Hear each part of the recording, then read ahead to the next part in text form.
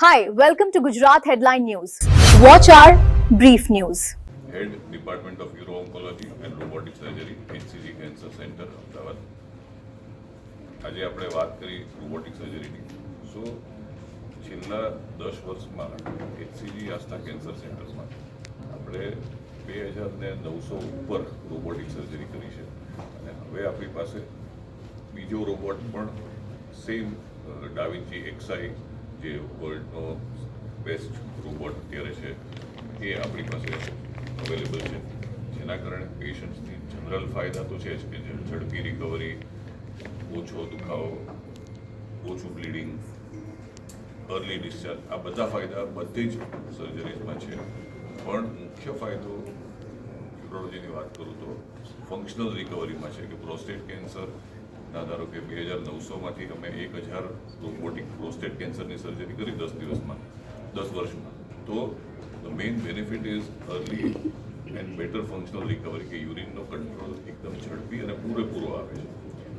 Kidney કેન્સરની વાત કરું તો કિડની એમાં આપણે ગાંઠ કાઢીને કિડનીને મેક્સિમમ બચાવી શકાય છે. So organ sparing is better with robotic surgeries and that benefit is most evident in kidney cancer surgeries in urology.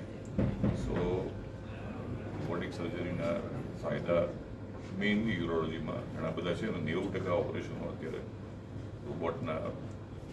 રોબોટની મદદથી પ્રોસ્ટેટ કેન્સર સર્જરીમાં થાય છે. કે હાર્ટમાં એટલું બેનિફિટ એ વખતે ન લાગ્યો, પણ પ્રોસ્ટેટ કેન્સરની સર્જરીમાં તે બધું હ્યુજ બેનિફિટ 2000થી 2026 અને આવનારા વર્ષોમાં પણ સિંગલ ઓપરેશન, એક જ ઓપરેશનની વાત કરીએ કે જેણે રેવોલ્યુશનરી ક્રાંતિ સર્જી છે in outcomes, in terms of result, in terms of ease of surgery, that is prostate cancer surgery. Prostate cancer સૌથી common, second most common cancer છે વેસ્ટર્ન કન્ટ્રીઝમાં. આપણે ત્યાં એનો ઇન્સિડન્સ ઓછો છે પ્રમાણમાં, but still prostate cancer is in the top 10 cancers of elderly men, and this robotic technology has completely transformed the care of prostate cancer surgeries because the outcomes are better in terms of bleeding, in terms of recovery, in terms of urine control. मेरा नाम doctor Nitin Sharma है और मैं HCG आस्था cancer centre में head and neck surgeon हूँ. गए सालों में हमने देखा है कि मुंह के कैंसर के केसेस बहुत ज़्यादा हो रहे हैं. यंग लोग आ रहे हैं, ज़्यादा से ज़्यादा युवा लोग हमारे पास आते हैं, 20 साल 25 साल. और गुजरात तो तंबाकू के कारण ओरल कैंसर का गढ़ है, मतलब कैपिटल है, और सबसे ज़्यादा केसेस हमारे अहमदाबाद में होते हैं. इसके अलावा थायराइड कैंसर होता है. ये सब यंग लोगों की बीमारी है. अब यंग जो युवा जो है उनका कैरियर होता है. कई लोग ऐसे प्रोफेशन में होते हैं कि उनकी पब्लिक डीलिंग होती है, रोज कुछ टीचर्स होते हैं, कोई बैंक में होता है. तो ऐसे लोगों के लिए खूबसूरत दिखना, उनका कॉन्फिडेंस, ये सब बहुत महत्वपूर्ण होता है. तो जब हम रोबोटिक सर्जरी करते हैं या रोबोट के माध्यम से सर्जरी करते हैं तो हम चेहरे पे उनके सर्जरी के चीरे को हम ऐसी जगह लगाते हैं कि वो स्कार कहीं विजिबल नहीं होता. और जब स्कार कहीं विजिबल नहीं होता तो उनकी खूबसूरती बनी रहती है, उनका कॉन्फिडेंस बना रहता है और वो अपनी पब्लिक लाइफ को वापस वैसे ही एंजॉय करते हैं जैसे पहले करते थे. અને યંગર પેશન્ટ માટે તો વરદાન છે. મારું નામ ડૉક્ટર જગદીશ કોઠારી.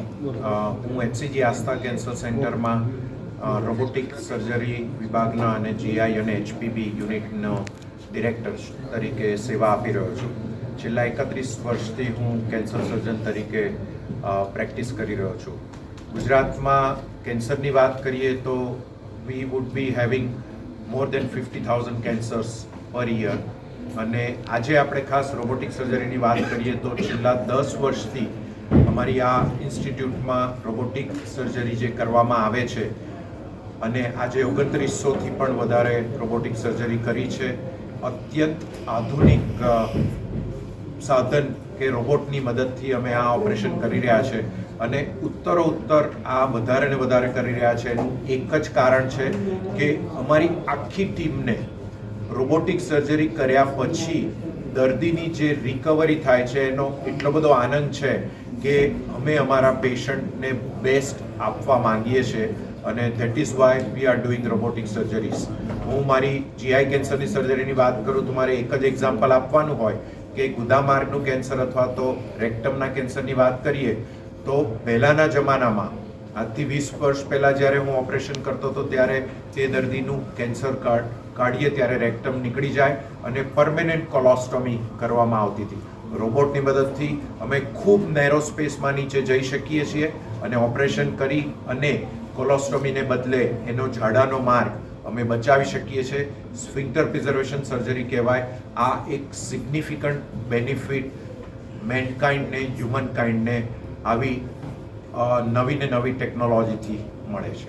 સોસાયટીને શું ફાયદો થયો? જનરલી એટ લાર્જ વાત કરીએ તો દર્દ એટલું બધું ઓછું થાય છે in comparison to the open surgery જે પ્રીવિયસલી કરવામાં આવતું હતું એનાથી I would say not in exaggeration પણ 1/10 પેઇન થાય છે. રિકવરીમાં 1/3થી વધારે સમયમાં દર્દી રિકવર થઈ અને એને જે કામ કરવું હોય એ કામ માટે એનેબલ થઈ જાય છે. અને આપ જાણો એ પ્રમાણે કેન્સરની સારવારમાં ઘણી બધી વખત સર્જરી પ્લસ કિમોથેરાપી અને રેડિયોથેરાપી આપવામાં આવે છે. પહેલાંના જમાનામાં દર્દી રિકવર થાય એના માટે રાહ જોવી પડતી અને આ બધી એડિશનલ સારવાર ડિલે થતી હતી. હવેના જમાનામાં રિકવરી ઘણી ઝડપથી થવાથી રિકવરીને લીધે કિમોથેરાપી અને રેડિયેશન સમયસર ચાલુ થાય છે. અને the biggest benefit to the society is કે survival is increasing. Doctor Kalpana Kothari, gynaec oncology ડિપાર્ટમેન્ટની ચીફ, અને હું પણ છેલ્લા 30 વર્ષથી ગાયનેક ઓન્કોલોજીસ્ટ તરીકે પ્રેક્ટિસ કરું છું. આપની ફિલ્ડમાં કેન્સરનું પ્રમાણ કઈ રીતનું છે, કયા કયા પ્રકારના કેન્સર, અને એમાં રોબોટિક સર્જરી કેટલી મહત્વ છે? સો અત્યારે ગુજરાત કે હિન્દુસ્તાનની વાત કરીએ તો વધતું પ્રમાણ ગર્ભાશયના મુખના કેન્સરનું છે. આટલું બધું અવેરનેસ, આટલા બધા વેક્સિનની અવેલેબિલિટી છતાં હજી બી 70%થી ઉપરના કેસ અમને મોડા સ્ટેજમાં જોવા મળે છે. એન્ડોમેટ્રિયલ કેન્સર એટલે કે ગર્ભાશયનું કેન્સરનું પ્રમાણ ઘણું ઓછું છે, કારણ કે આપણી લાઈફસ્ટાઈલ બહુ સારી હતી. પણ હવે વેસ્ટર્ન કલ્ચર આપણી લાઈફસ્ટાઈલને ઇન્ફ્લુઅન્સ કરવા માંડ્યું છે. એટલે કરિયર ઓરિએન્ટેડ ફિમેલ્સ, એમના મોડા લગ્ન, એકાદ જ બાળકનો બ્રેસ્ટ ફીડિંગ, ફાસ્ટ ફૂડનું સ્મોકિંગ, આલ્કોહોલ, આ બધાના કારણે ઓબેસિટી વધી છે, ડાયાબિટીસ વધ્યું છે, હાઇપરટેન્શન વધ્યું છે. અને આના લીધે હોર્મોનલ ગરબડો ચાલુ થાય છે. એના લીધે એન્ડોમેટ્રિયલ કાર્સિનોમા એટલે કે ગર્ભાશયનું કેન્સર થાય છે. વધતા પ્રમાણમાં જોવા મળ્યું છે. અને 2022થી 2025માં જોવા જાવ તો 2025માં લગભગ 20,000 નવા કેસ ઇન્ડિયામાં જોવા મળ્યા છે. પ્રમાણ ઓછું છે as compare to cervical cancer, પણ એન્ડોમેટ્રિયલ કેન્સરનું પ્રમાણ વધતું જાય છે. પણ જે મેં આગળ બી કીધું તો એવું કે એનો ફાયદો એવો છે કે પેશન્ટને પોસ્ટ મેનોપોઝલ બ્લીડિંગ થાય. જેવું બ્લીડિંગ થાય ને એટલે પેશન્ટને ટેન્શન થાય કે આ જતું રહ્યું તો મારું તો માસિક હવે કેમ આવ્યું. એટલે એ વહેલામાં વહેલા ગાયનેકને બતાવવા જશે અને એમનું કેન્સર વહેલા સ્ટેજમાં પકડાઈ જાય છે. પણ આવા પેશન્ટમાં જ્યારે ઓપરેશનની વાત આવે ત્યારે જો પેટ ખોલીને અમે જે ઓપરેશનો કરતા હતા ત્યારે મને યાદ છે કે 5-5, 10-10 દિવસ સુધી પેશન્ટ હોસ્પિટલમાં જ હોય. એમનું ડ્રેસિંગ બી 15-20 દિવસ ચાલે. પેશન્ટના પેટના ઉપરના ટાંકા ખુલી જાય, ફેટ ડિસ્ચાર્જ આવે, એ બધું જ થતું હતું. હવે જ્યારે ચીરો નથી મૂકતા અને રોબોટિક સર્જરી કરીએ છીએ ત્યારે આ બધા કોમ્પ્લિકેશન્સ જતા રહ્યા છે. એડિશનલ એડવાન્ટેજ અર્લી સ્ટેજીસમાં કે જ્યારે અમે નોટ ડિસેક્શન કમ્પ્લીટ કરતા હતા અને લિમ્ફોરિયા, લિમ્ફીડીમાં હતું, એ હવે રોબોટિક સર્જરીમાં ઓછું જોવા મળે છે. બિકોઝ હવે અમે ICG નામની ડાયની મદદથી રોબોટિકલી સેન્ટિનલ લિમ્ફનોડ ડિસેક્શન કરીએ. એટલે કે માત્ર 1 કે 2 નોડ બંને બાજુથી કાઢીએ અને પેશન્ટને લિમ્ફીડીમાં, લિમ્ફોરિયાનો પ્રોબ્લેમ નથી થતો. Recovery is much faster. અને જેમ ડૉક્ટર જગદીશભાઈએ કીધું એવી રીતે એડજુવન્ટ ટ્રીટમેન્ટ પણ અમે બહુ જલ્દી ચાલુ કરી શકીએ.